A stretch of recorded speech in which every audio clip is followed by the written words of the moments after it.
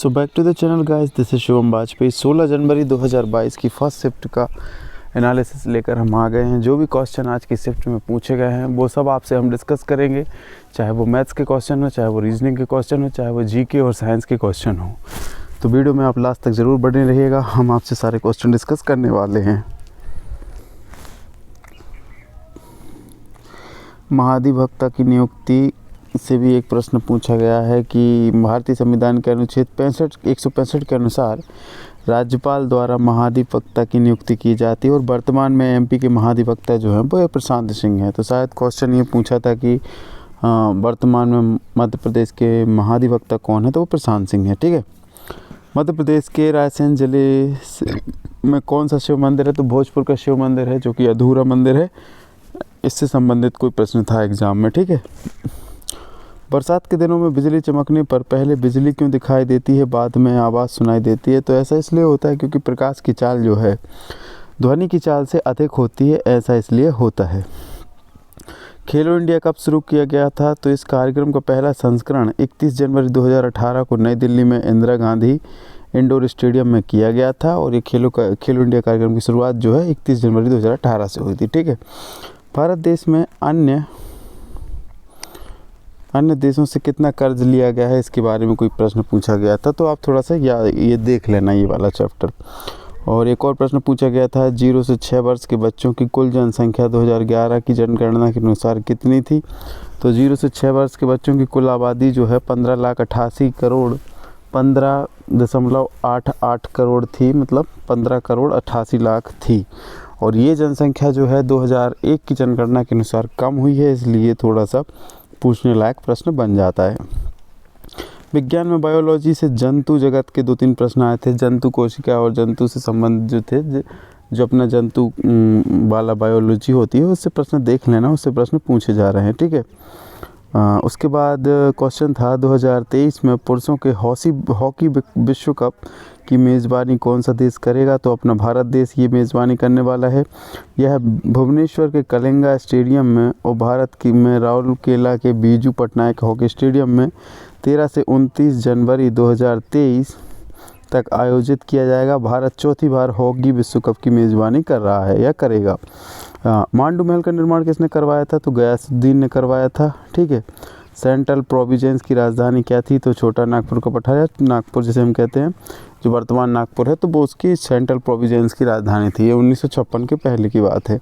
Jumbo park कहाँ पर स्थित है? तो ये लखनऊ में स्थित है। तो ये प्रश्न जो हैं जीएस और उससे एमपी जीके से पूछे गए थे, ये वाले प्रश्न। ठीक है।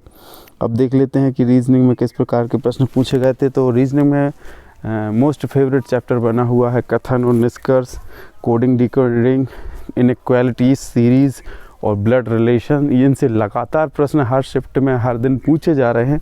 तो ये चैप्टर्स जो हैं इनको पूरा एकदम कंठस्थ आप करके जाइएगा, पूरी तरीके से इनके बेसिक्स क्लियर करके जाइएगा, ताकि जब भी एग्ज़ाम में इनका कोई भी प्रश्न आए, क्योंकि अप्रॉक्सीमेटली 65 to 70 मार्क्स का जो है आपका मैथ्स और रीजनिंग जो है पेपर में आ रहा है। और अगर आपका मैथ्स और रीजनिंग अगर आपसे बन गया तो समझिए पेपर में आपका सब कुछ क्लियर हो जाएगा, सारी चीज़ें क्लियर हो जाएगी।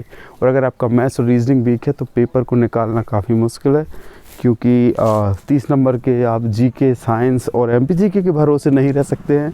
इवन शिफ्ट में तो ये भी हो रहा है कि जो एमपी जीके के क्वेश्चन है उनकी संख्या कम होकर 4 से 5 ही रह गई है, और साइंस के क्वेश्चन की संख्या अच्छी खासी है।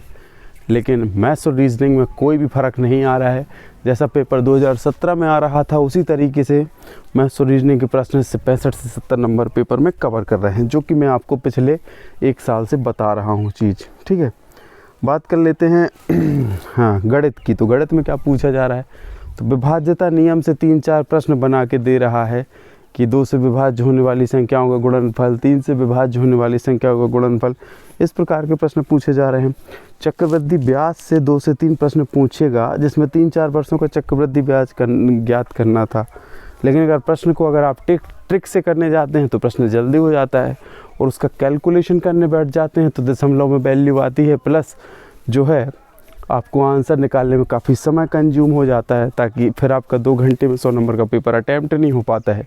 यही सारी चीज़ें हैं जिनका ध्यान रखना है कि कंपाउंड इंटरेस्ट की प्रश्न को जो है ट्रिक से सॉल्व करना है ताकि जल्दी आंसर हो सकता है 4 ऑप्शन दिए हैं, ऑप्शन में वैल्यू पुट करके देख लीजिए, ऑप्शन से ही जो है प्रश्न को सॉल्व करिएगा। जो इक्वल में वैल्यू आने वाली है उसको इक्वल वैल्यू को निकाल के आप देख लीजिएगा, अगर वो आपका इक्वेशन सेटिस्फाइड कर जाता है तो वैल्यू आ जाएगी। ठीक है, एवरेज से 2 प्रश्न आ रहे हैं, सिंप्लीफिकेशन से भी प्रश्न पूछ रहा है 2 से 3, बॉड मॉस से भी प्रश्न पूछे जा रहे हैं। ठीक है, उसके अलावा हम बात करें टाइम एंड वर्क से तो प्रश्न आ ही रहे हैं, प्रॉफिट एंड लॉस से प्रश्न आ रहे हैं, और अपना ये हो गया प्रॉफिट लॉस के बाद जो है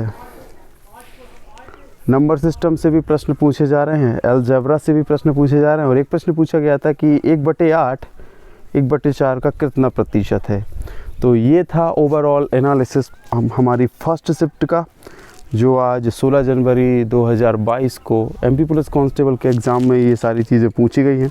क्या पेपर का लेवल रहा, किस तरीके से प्रश्न पूछे गए, उन सारी चीज़ों को हमने देखा। ये वीडियो अच्छा लगा है तो वीडियो को लाइक ज़रूर करिएगा, और कुछ आपकी प्रतिक्रिया आप देना चाहते हैं तो कमेंट बॉक्स में जाके प्रतिक्रिया ज़रूर दीजिएगा। साथ ही चैनल को अभी तक सब्सक्राइब नहीं किया है तो ऐसी ही इंटरेस्टिंग वीडियोस के लिए चैनल को सब्सक्राइब ज़रूर कर लीजिएगा, और वीडियो अच्छा लगे तो वीडियो को ज़्यादा से ज़्यादा लोगों तक शेयर करिएगा। अगर इसकी PDF अगर आप चाहते हैं तो हमारे टेलीग्राम चैनल को ज्वाइन कर लीजिएगा, जिसकी लिंक हमने आपको डिस्क्रिप्शन में दे रखी है। आज की वीडियो में इतना ही। जय हिंद, जय भारत।